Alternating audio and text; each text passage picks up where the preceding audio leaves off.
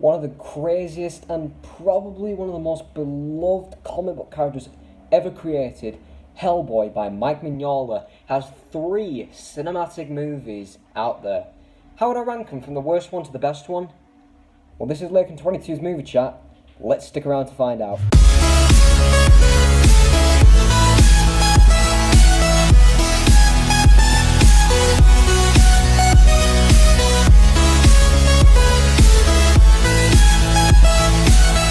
Welcome, geeks, nerds, and people who still live at their parents' house.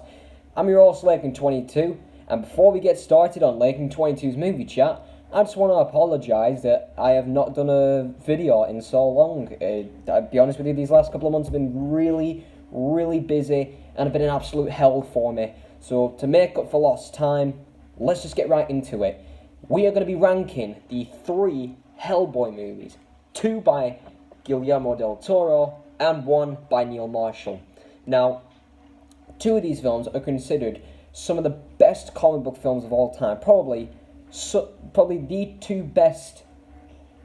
of the best superhero movies of the early 2000s, and 1 is considered a massive dumpster fire. But how would I rank them from the worst one to the best one? Well, as we all know, this is strictly opinion based. This is how I see these movies. So we're not going to do the Rotten Tomatoes score or IMDb pages or anything like that. This is strictly my opinion. So we'll try and keep it fair, and we'll go through everything about the films. Now, as usual, please don't forget to comment down below and subscribe to my channel, because seriously guys, I need more subscribers. For God's sake, how is it that hard? Thank you. Anyway, let's get to it. Here's our film in 3rd place. Together, you and I. We do, but this is not gonna work, because I'm a Capricorn and you're fucking nuts! Yep, we all saw this coming. Hellboy, released in 2019 and directed by Neil Marshall. Now, this film has a whopping 17% on Rotten Tomatoes.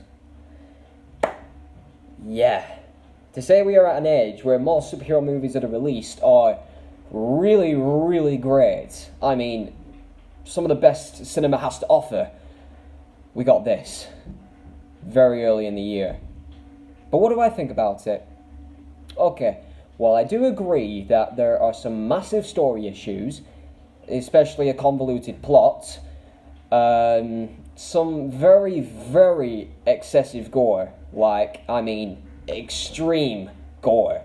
Now, I like gore as much as the next person, but when it gets too much, I tend to get a little bit hesitated to it, especially when it comes to films like Saw or Hostel. I cannot stand gore, and this one really challenged it for me. I mean, seriously, there were a few moments in this film where I nearly vomited on the spot. But it was awesome anyway. The gore effects were pretty good, but they were very excessive. There was a bit too much going on.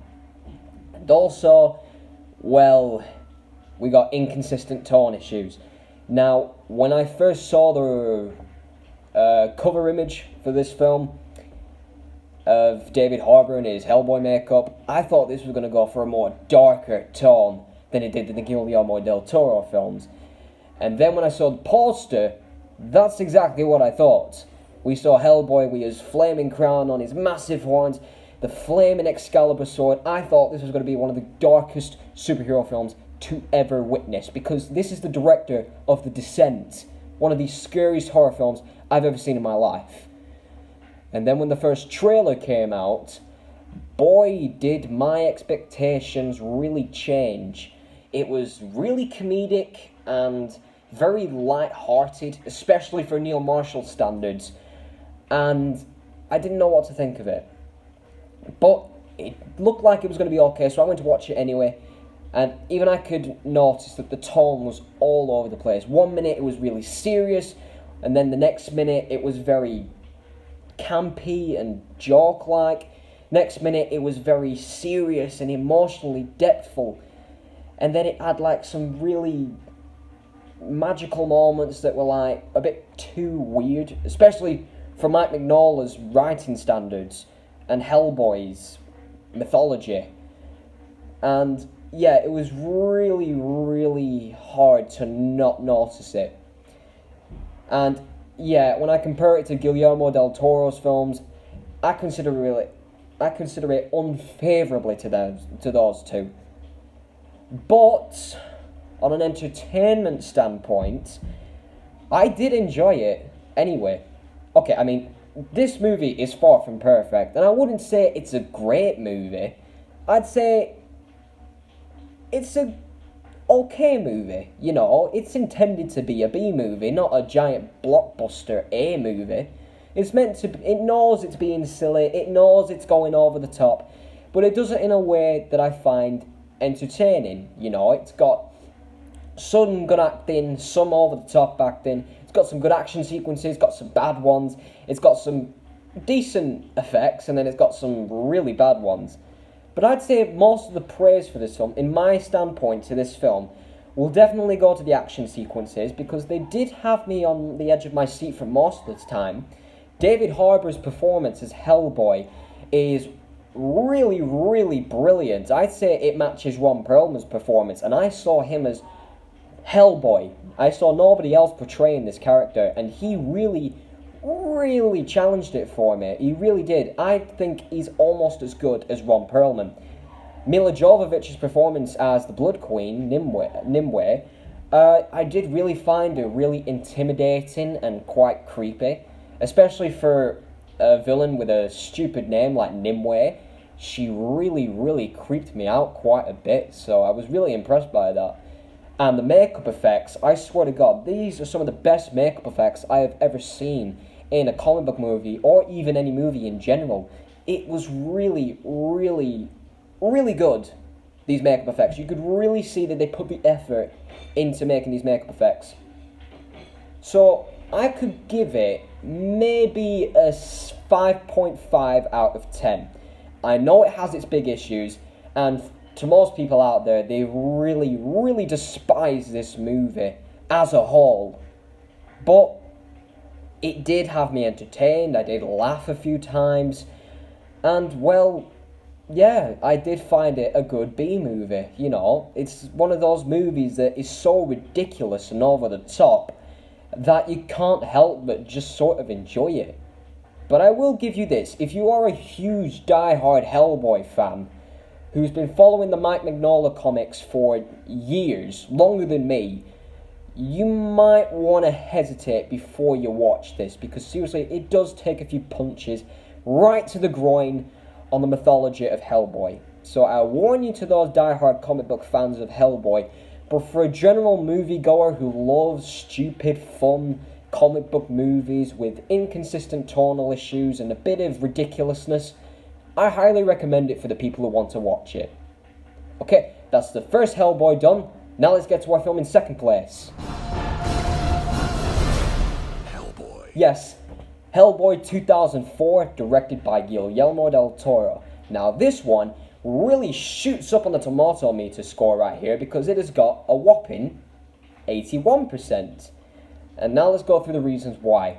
Obviously, one of the brilliant reasons this film is so good is, of course, Guillermo del Toro's direction.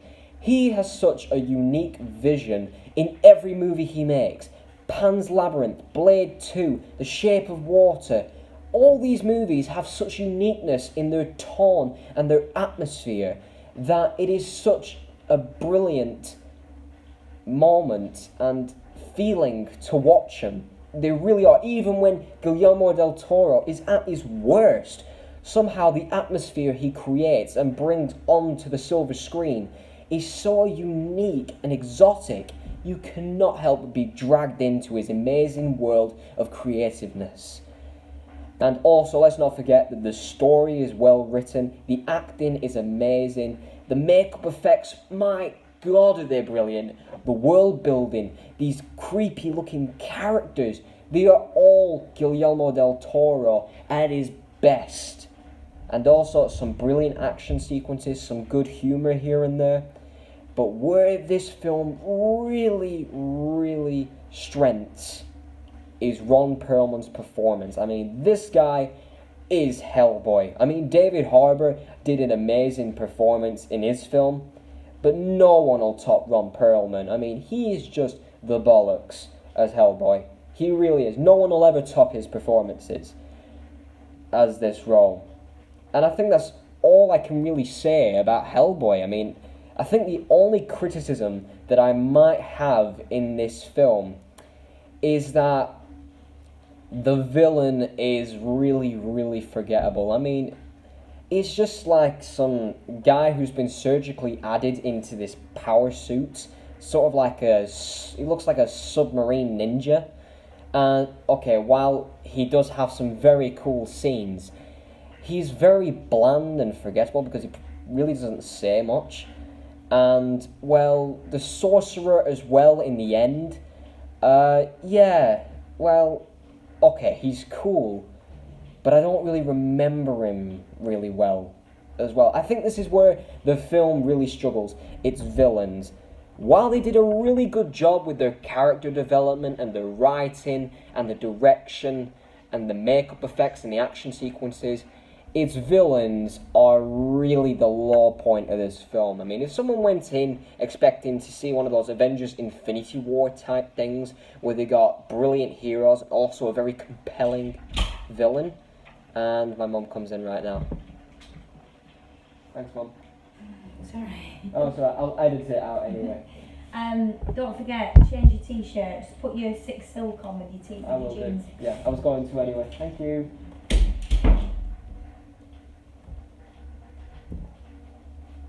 So where was I? Oh yeah. The villains are its very low-stranded points because they're bland, forgettable, don't really make much of a scene, but the only survivalness that they have is that they have some pretty good moments in the film. So we can give it that leeway. But apart from that, the film is probably almost perfect, especially for superhero movie standards as well. I mean, to say this came out in 2004, where again the superhero genre was starting to struggle again after getting the brilliant 2 X-Men movies and the first 2 brilliant Spider-Man movies. This was also around the time where we got Daredevil and Catwoman and all that lot. So yeah, there was quite a bit of shame around the early 2000s with superhero movies, where they had to be dark and gritty and have to take themselves way too seriously, when it was a comic book character where they didn't have to take themselves seriously. If they looked at the first Spider-Man movie, they would know that a serious superhero film doesn't need to happen. It can be corny, it can be silly, and it can make tons of goddamn money. I mean, the X-Men was different because mutant hatred was an allegory for racial tensions in the United States because it came out during the 60s, right smack dab in the middle of the civil rights movement. So they had a reason to be serious. And Blade, on the other hand, is a vampire hunter. I mean, it sounds silly, but they made it a way to make it dark and serious and make it still come out awesome. But Hellboy, it revels in its source material, it respects it completely, and makes it this movie. So that's all I can say about this film. It's a near perfect movie, and if it wasn't for our next entrant right now, I would put this at number 1. But, of course, we got one more film to come, and we all know what it is. So let's get to it anyway. You woke up the baby. Yep, that's right. Hellboy II: The Golden Army, released in 2008, and of course, again, directed by Guillermo del Toro. Now, this one has a whopping 86% on Rotten Tomatoes, and I'm going to tell you why. It's the perfect Hellboy movie.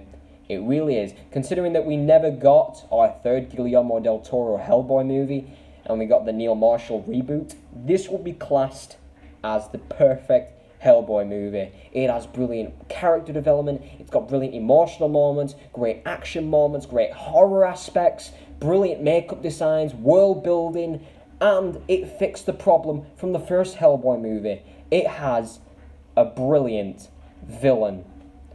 And it's quite funny as well how they got the same guy who played the villain Normac in Blade 2 to play the villain in Hellboy 2, The Golden Army. It's funny because both films are directed by Guillermo del Toro. And yeah, they also have Ron Perlman in them as well. So yes, this film is a goldmine. Because this came out in 2008, where not only did we get the first Iron Man movie that started the whole Marvel Cinematic Universe, we even got The Dark Knight, which many consider the best superhero movie of all time. Now, on my opinion of that, we'll get to another list about that, so I can get my own opinion on each of those films. But I do agree that it's a great movie, spoiler alert. And we even got The Incredible Hulk in this year, which I can admit is not a brilliant comic book movie, but it holds up, you know. It's one of the most forgettable ones out there, but when you watch it, you can appreciate it for what it was trying to do. So that's all I can say for those. But anyway, back to Hellboy. This Hellboy just succeeds in every way possible. If I was a tomato critic on Rotten Tomatoes, I would give this film at least in the 90s region. I mean, seriously, there is not one thing in this movie that I find a problem with. Honestly. And that's really hard for me to do. I mean, believe me, I can go to any comic book movie I want and find a problem. Apart from finding some good things in it. I can always find an issue. But this one, I swear to God, I cannot find an issue. I cannot find anything I had a problem with, which is really rare.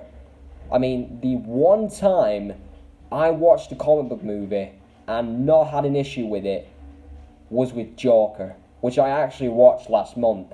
I mean, again, we'll get to that another day. But that is the only other comic book movie I can watch and not have an issue with. And we have films like Infinity War, Endgame, the Spider-Man trilogy, the original X-Men films. All these films I bloody love. I think they're brilliant films, but I always have an issue with one or the other. I really do. I can always find an issue that I don't like. But with this one, Hellboy 2, it is amazing how it's managed to make me so happy that I have not found an issue with this film at all. So congratulations, Hellboy 2.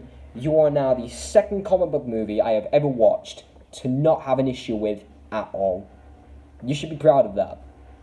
And apart from all of that stuff I've just been on about, it is just a really entertaining movie. It's well written, well acted, well directed, well choreographed in its action sequences, brilliantly visualized, amazingly shot. Everything about this film is just so on point. And that's Hellboy 2. So that's about it. Thank you so much for watching. And my next list, Jesus Christ, don't even think I know when I'm going to do my next video. Probably not for another month at least. Because this next week that I got 8 exams going on at school. So you can imagine that I'm going to be very busy for the next few weeks. Maybe around Christmas time, I might be able to have time to do a few lists. Because I got a 2-week holiday. And who knows, we might get to see a good few Christmas franchises on there. I'll give you a secret of which one we're going to start off with. It's got Bruce Willis. Yeah, look forward to that. Anyway, so that was a ranking of the Hellboy movies. Thank you so much for watching. Don't forget to comment down and subscribe to my channel. It will really help me. And that's about it. I'm Lakin22, and this has been the Lakin22's Movie Chat.